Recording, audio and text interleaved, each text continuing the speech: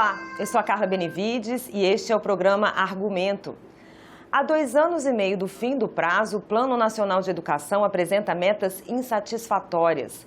Das 20 metas previstas no plano, 9 ainda não foram concluídas e tiveram uma piora nos números. Para conversar sobre esse assunto, está aqui conosco o senador Isalci Lucas, do PSDB do Distrito Federal. Senador, muito obrigada pela sua presença aqui no programa. Eu que agradeço, a oportunidade. Senador, entre essas metas que não foram cumpridas até agora, tem uma que é a de universalizar o ensino fundamental de 9 anos para os estudantes de 6 a 14 anos. O que falhou, senador, na sua visão, para que isso tenha acontecido? Primeiro, eu, como deputado, participei e andei esse Brasil todo debatendo o Plano Nacional de Educação. Então, a gente estabeleceu as metas razoáveis, não era nenhuma meta ousada, né? A gente conseguiu colocar um avanço. Mas, de fato, inclusive, esse retrocesso não está nem levando em consideração a pandemia, porque os dados é de 2021, antes da pandemia. Então, você vê que, a hora que sair o censo mesmo, a situação será muito pior. Bem, 98 foi um grande desafio de chegar, não é todo aluno na escola, o Paulo Renata era ministro ainda, chegamos a 98%. Nessa última avaliação do plano, chegou a 96%. Quer dizer, houve um recuo de meninos na escola. E o pior, a qualidade da educação caiu muito.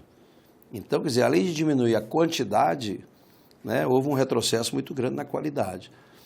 Evidente que faltou no plano, você sabe que a parte do corpo humano que mais dói é o bolso. Então, o plano ficou num plano de intenções. Não há uma responsabilização do ente que não cumpre as suas metas.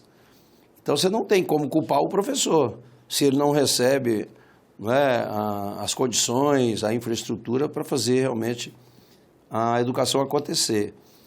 A culpa não é do prefeito. Depois, por quê? Porque às vezes tem um problema do governo. Aí vem o governador, aí vem a União. O que falta nesse país é um plano de nação. Qual é a proposta de política pública de Estado para a educação? Nós não temos. Cada ministro que entra, aliás, cada governo que entra acaba com tudo e começa de novo. Se eu te perguntar quantas vezes o ministro da Educação conversou com o ministro da Cultura ou do Esporte, nenhuma, eles não conversam. É como se fossem coisas diferentes. Então, a educação, para ter qualidade, você tem que ter banda larga nas escolas. Nem na capital da República aqui tem banda larga.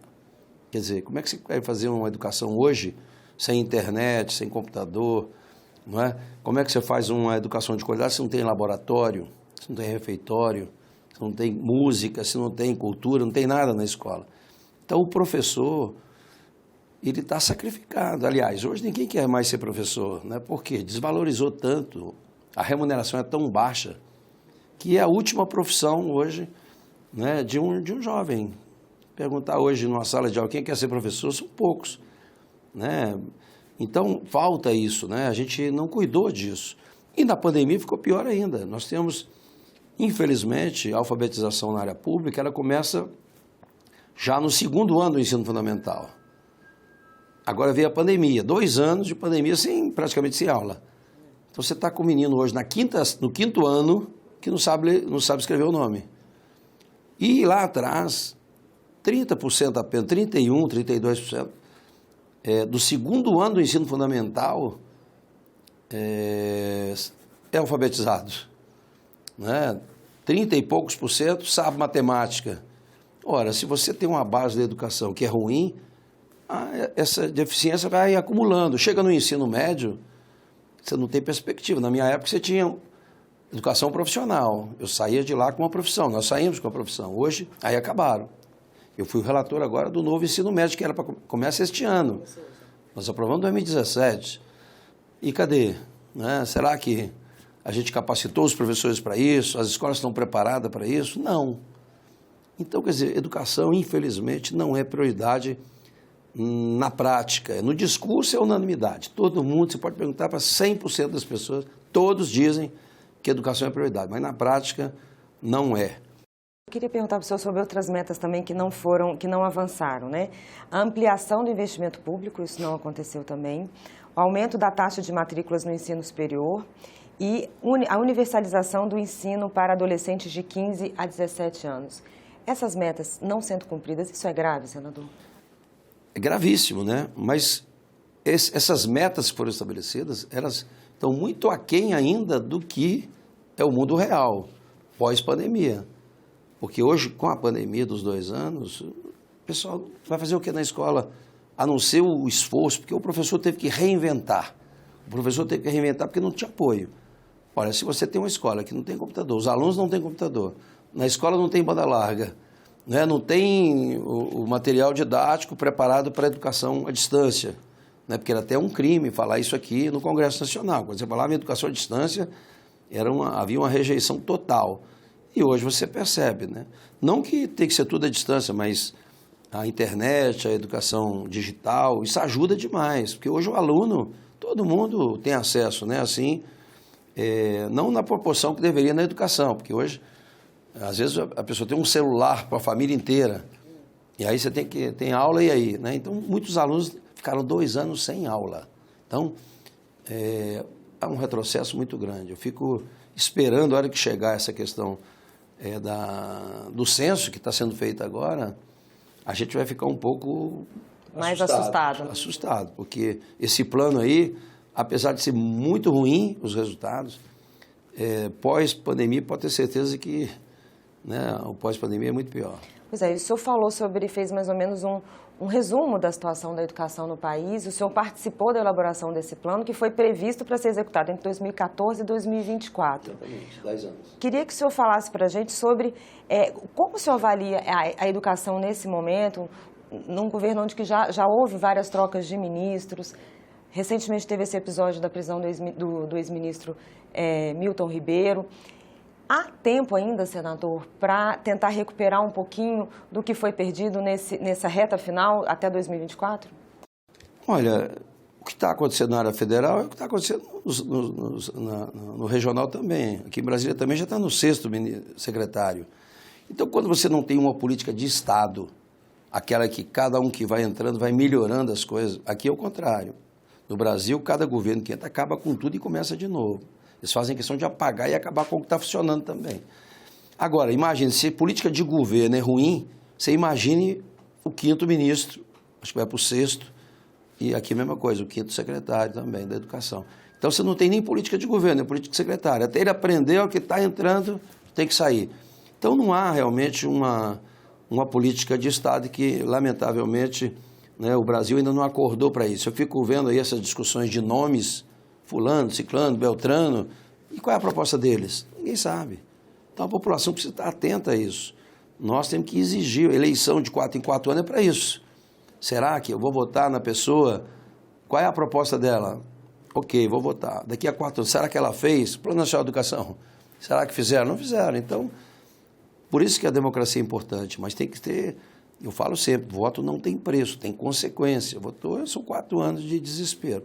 A educação, infelizmente, olha, nós aprovamos o novo ensino médio, não está funcionando. Banda larga nas escolas, aprovamos no Senado, aprovamos na Câmara, vetaram, derrubamos o veto, aí veio a medida provisória e ainda não implementou. E escola sem internet, esquece, não tem a mínima chance de dar certo. Educação profissional, nós não chegamos a 10% dos jovens com formação profissional. O mundo todo já está 60%, 70%. Aqui não, é a geração nem, não estuda e não trabalha. Os jovens hoje estão largados, abandonados, desesperados, depressivos, né? Nós temos nas escolas hoje uma depressão grande dos professores. Aqui nós temos em Brasília professor com 20 anos de contrato temporário. E vários que foram chamados agora já entra direto na escola, já entra direto na sala de aula. E muitas vezes você tem, como a proposta é uma escola inclusiva, você tem 4, 5 deficientes ou com autistas ou algum outro problema, você não tem monitores para acompanhar o professor. Aí você bota um professor com 40 alunos sem apoio nenhum, sem internet, sem nada. Quer dizer, imagina o que está acontecendo nessas escolas.